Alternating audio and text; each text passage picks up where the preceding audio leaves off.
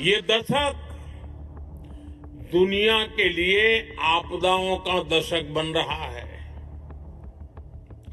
हम सभी देख रहे हैं, अगर ये स्थितियां तेजी से नहीं बदली गई तो बीते अनेक दशकों की उपलब्धियों पर पानी फिर जाएगा। दुनिया की बहुत बड़ी आबादी फिर से गरीबी के दलदल में चली जाए। दोस्तों, भारत की असली कहानी अब छुप नहीं रही है। निवेशक भाग रहे हैं, युवा टूट चुका है, मिडिल क्लास ईएमआई में दब चुका है और सरकार अब भी भाषण दे रही है कि देश बदल रहा है, लेकिन आम आदमी की जिंदगी नहीं बदल रही है। टीवी पर राष्ट्रवाद बढ़ रहा है, लेकिन जेब में पैसा घट रहा है। विश्व गुरु बनने से पहले रोजगार गुरु बनना पड़ता है। इस देश में इस वक्त दो तरह की आंधी चल रही है। एक आंधी है महंगाई की, बेरोजगारी की और टूटती हुई नौकरियों की, और दूसरी आंधी है भारत से पैसा, निवेश और भरोसा बाहर भागने की। एक तरफ आम आदमी गैस सिलेंडर, बिजली बिल, स्कूल फीस और दाल तेल के दाम में टूटता जा रहा है, तो वहीं दूसरी तरफ बड़े बड़े उद्योगपति अपना पैसा भारत से निकालकर दुबई, सिंगापुर, मलेशिया में ले जा रहे हैं। तो दोस्तों, अब सवाल यहाँ पर यह उठता है कि आखिरकार ऐसा क्यों हो रहा है? क्या भारत में अब भविष्य नहीं बचा है? क्या निवेशकों को भारत की अर्थव्यवस्था पर भरोसा नहीं रहा है, या फिर वह चमकदार सपना टूटता जा रहा है जो पिछले 10 साल से दिखाया जा रहा था? 18 मई की सुबह शेयर बाजार खुलता है तो कुछ ही घंटे में निवेशकों के 7 लाख करोड़ रुपए हवा में हो जाते हैं, मतलब हवा में उड़ जाते हैं। सिर्फ 7 महीने में करीब 20 लाख करोड़ रुपए बाजार से गायब हो जाते हैं। विदेशी निवेशक पैसा निकाल रहे हैं, भारतीय निवेशक भी पैसा बाहर भेज रहे हैं, और आम आदमी वो अब भी व्हाट्सएप यूनिवर्सिटी में हिंदू मुस्लिम की बहस में उलझा हुआ है। उसे आखिरकार पता ही नहीं चल रहा है कि उसकी जेब खाली क्यों हो रही है, और उसे ये नहीं बताया जा रहा है कि भारत का रुपया डॉलर के मुकाबले लगातार गिर क्यों रहा है। उसे सिर्फ इतना बताया जाता है कि सब चंगा से, लेकिन अगर सब चंगा से है तो फिर भारत से पैसा भाग क्यों रहा है? मार्च 2025 से लेकर फरवरी 2026 के बीच भारतीय ने विदेश शेयर बाजार में 2.2 अरब डॉलर का निवेश किया है। यानी भारत के लोग खुद ही भारत छोड़कर दूसरे विदेश की अर्थव्यवस्था पर भरोसा कर रहे हैं। विदेशी निवेशक पिछले 2 महीने में 2 लाख करोड़ रुपए निकाल लिए हैं और भारतीय कंपनियों का विदेश में निवेश 138% बढ़ गया है। Tata, Motorola, Reliance industrial, Jindal power जैसी कंपनियां भारत में कम और विदेश में ज़्यादा पैसा लगा रही हैं। अब सवाल यहाँ पर उठता है कि आखिर क्यों? क्या भारत में उद्योग लगाने से डर लगने लगा है क्या यहाँ कानून का भरोसा खत्म हो चुका है? क्या यहाँ सिर्फ वही बिजनेस कर सकता है जो सत्ता से समझौता कर पाएगा? सवाल बहुत सारे हैं, लेकिन जवाब देने वाला कोई नहीं है। सरकार कहती है भारत दुनिया की सबसे तेजी से बढ़ने वाला अर्थव्यवस्था है। ये दशक दुनिया के लिए आपदाओं का दशक बन रहा है। हम सभी देख रहे हैं, अगर ये स्थितियां तेजी से नहीं बदली गई तो बीते अनेक दशकों की उपलब्धियों पर पानी फिर जाएगा। दुनिया की बहुत बड़ी आबादी फिर से गरीबी के दलदल में चली जाए। और अगर इतनी तेजी से बढ़ रहा है तो फिर 80 करोड़ लोगों को मुफ्त में राशन क्यों देना पड़ रहा है? अगर भारत अमेरिका हो रहा है तो फिर युवा होम डिलीवरी और दिहाड़ी मजदूरी करने को मजबूर क्यों हो रहे हैं? अगर रोजगार है तो फिर लाखों युवा वियतनाम और कंबोडिया में साइबर गुलामी करने क्यों जा रहे हैं? अगर अवसर है तो फिर लोग रूस की सेना में भर्ती होकर मरने क्यों जा रहे हैं? सच तो यहाँ पर यह है कि इस देश का युवा टूट चुका है। बीए करने के बाद भी नौकरियां नहीं मिल रही है, डिग्री लेने के बाद भी सम्मान नहीं मिल रहा है। कॉर्पोरेटर नौकरियां सिर्फ 4% युवाओं को मिलती है, बाकी कोई डिलीवरी बॉय बन रहा है, कोई कॉल सेंटर में सड़ रहा है, कोई बेरोजगार बैठा है। और सरकार की बात कर लें तो वो चुनावी मंच से विश्वगुरु बनने का सपना बेच रही है और इसीलिए कंपनियां बाहर पैसा भेज रही है, इसीलिए आम आदमी की जेब खाली हो रही है। तो दोस्तों, वीडियो को हम थोड़ा और विस्तार से शुरू करेंगे, लेकिन उससे पहले हम आपसे एक रिक्वेस्ट करना चाहेंगे कि अगर आप मेरे चैनल पे नए हैं तो वो सब्सक्राइब वाली बटन दबा दीजिए। चाहे आप वो किसी तरह दबाइए, लेकिन हमको उससे मतलब है कि वो दब जाना चाहिए। अगर दब गई है तो अच्छी बात है। आइए आगे देखते हैं आगे की इन्फॉर्मेशन क्या है। और इसी बीच देश की न्याय व्यवस्था का हाल भी आप देख लीजिए। मध्य प्रदेश की राजधानी भोपाल में पूर्व जज की बहू ट्रिशा शर्मा की मौत की जांच जैसे जैसे आगे बढ़ रही है, वैसे वैसे राज और ज्यादा गहराते जा रहे हैं। भारतीय सेना के मेजर हर्षित शर्मा को अपनी बहन के लिए एफआईआर कराने के लिए धरने पर बैठना पड़ता है। उनकी बहन त्रिशा शर्मा की शादी के 5 महीने बाद उनकी मौत हो जाती है। परिवार आरोप लगाता है कि हत्या हुई है, लेकिन एफआईआर तक नहीं होती है। क्योंकि आरोपी जो है वह बहुत ज़्यादा प्रभावशाली परिवार से होता है, क्योंकि सिस्टम ताकतवर लोगों के सामने झुक जाता है। जब एक मेजर को न्याय नहीं मिलता है तो आम आदमी को क्या खाक न्याय मिलेगा।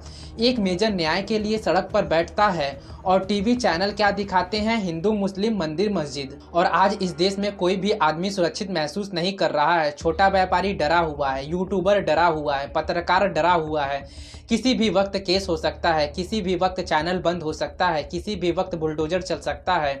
और जनता ताली बजा रही, क्योंकि उसे लगता है कि उसके धर्म की जीत हो रही है। लेकिन सच यहाँ पर क्या है कि इस खेल में सबसे ज़्यादा नुकसान उसी आम आदमी का हो रहा है जो हर चुनाव में भावनाओं के नाम पर वोट देता है। और जिस दिन जनता धर्म से ऊपर उठकर रोजगार पर वोट देने लगेगी ना, उस दिन राजनीति बदलने लगेगी। आज गांव का किसान परेशान है, शहर का मजदूर परेशान है, छोटा दुकानदार परेशान है, मिडिल क्लास परेशान है। लेकिन टीवी पर ऐसा माहौल बनाया जाता है जैसे देश में सब कुछ शानदार चल रहा हो।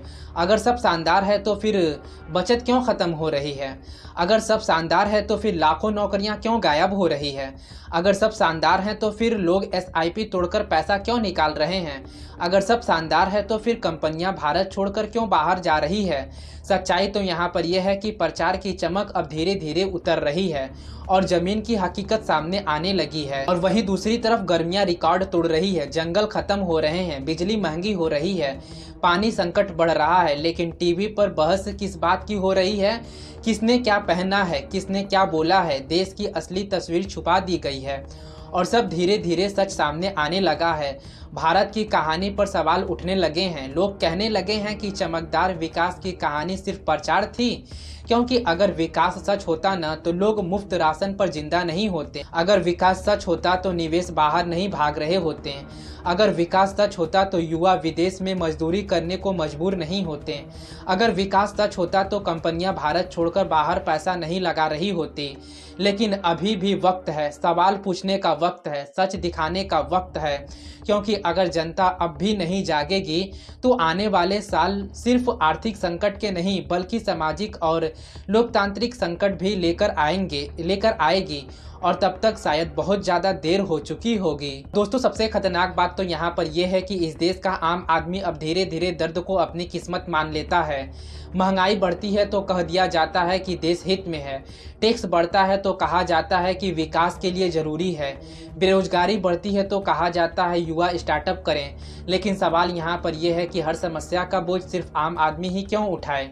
बड़े बड़े उद्योगपतियों के कर्जे माफ़ कर दिए जाते हैं, बड़े लोगों के लिए नियम बदल दिए जाते हैं, लेकिन एक छोटा दुकानदार जीएसटी और टैक्स के जाल में फंसकर बर्बाद हो जाता है। यही कारण है कि आज इस देश का छोटा व्यापारी अंदर से डरा हुआ है। उसे इस बात की डर है कि किसी भी दिन नोटिस आ जाएगी, किसी भी दिन दुकान पर बुलडोजर चल जाएगा, किसी भी दिन कोई फर्जी केस लगा दिया जाएगा। और यही डर अब निवेशकों के अंदर भी बैठ चुका है, क्योंकि निवेशक सिर्फ भाषण देखकर नहीं आते हैं, निवेशक भरोसा देखकर आते हैं, कानून पर आते हैं, स्थितियां पर आते हैं, स्थिरता पर आते हैं। लेकिन जब हर दिन टीवी पर नफरत का बाजार चलेगा, जब हर दिन समाज को बांटने की राजनीति होगी, जब हर सवाल पूछने वाले को देशद्रोह कह दिया जाएगा, तब दुनिया का निवेशक क्यों भारत में पैसा लगाएगा? यही वजह है कि अब विदेशी निवेशक भारत को लेकर सतर्क हो चुके हैं। दुनिया देख रही है कि यहाँ की मीडिया सवाल नहीं पूछती है, यहाँ के संस्थाओं की स्वतंत्रता पर सवाल उठ रहे हैं, यहाँ विपक्ष को दुश्मन दिखाया जाता है, यहाँ चुनाव प्रचार में धर्म सबसे बड़ा मुद्दा बन चुका है। और सबसे दुखद बात तो यहाँ पर यह है कि जनता का एक बड़ा हिस्सा इसे सामान्य मान चुका है। यही लोकतंत्र के लिए सबसे बड़ा खतरा होता है। जब जनता अन्याय देखकर चुप हो जाए, जब बेरोजगारी देखकर चुप हो जाए, जब भ्रष्टाचार देखकर चुप हो जाए, जब नफरत देखकर चुप हो जाए, क्योंकि चुप रहने वाले समाज धीरे धीरे कमज़ोर हो जाता है। आज भारत का युवा सोशल मीडिया पर ताकत दिखाता है, लेकिन असली ज़िंदगी में असुरक्षित महसूस करता है। उसके पास नौकरियों की गारंटी नहीं है, भविष्य की गारंटी नहीं है, घर खरीदने की क्षमता नहीं है, शादी करने का भरोसा भरोसा नहीं है। इसीलिए आज करोड़ों युवा मानसिक दबाव में जी रहे हैं, लेकिन इस पर कोई बहस नहीं होती है। टीवी पर डिबेट इस बात पर होता है कि कौन ज़्यादा राष्ट्रवाद है, कौन ज़्यादा हिंदू है, कौन ज़्यादा मुस्लिम है, कौन ज़्यादा देशभक्त है, और इसी शोर में असली मुद्दा दबा दिया जाता है। गांव का स्कूल खराब है, अस्पताल की हालत खराब है, सरकारी नौकरियां खत्म होती जा रही है, प्राइवेट नौकरियां में सुरक्षा नहीं है, लेकिन जनता को हर दिन नया भावनात्मक मुद्दे दे दिए जाते हैं ताकि वह असली सवाल पूछना भूल जाए। यही वजह है कि आज भारत में गुस्सा बढ़ रहा है, युवा गुस्से में हैं, किसान गुस्से में हैं। यही गुस्सा संगठित नहीं हो पा रहा है क्योंकि समाज को पहले ही धर्म और जाति में बांट दिया गया है। यहाँ राजनीति की सबसे बड़ी सफलताएं हैं, जनता को जनता से लड़ा दो और सत्ता से सवाल पूछने की ताकत खत्म कर दो।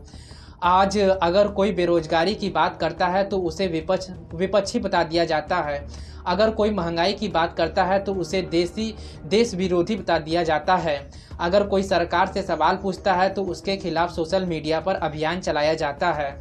और यही डर लोकतंत्र को अंदर से खोखला करता जा रहा है।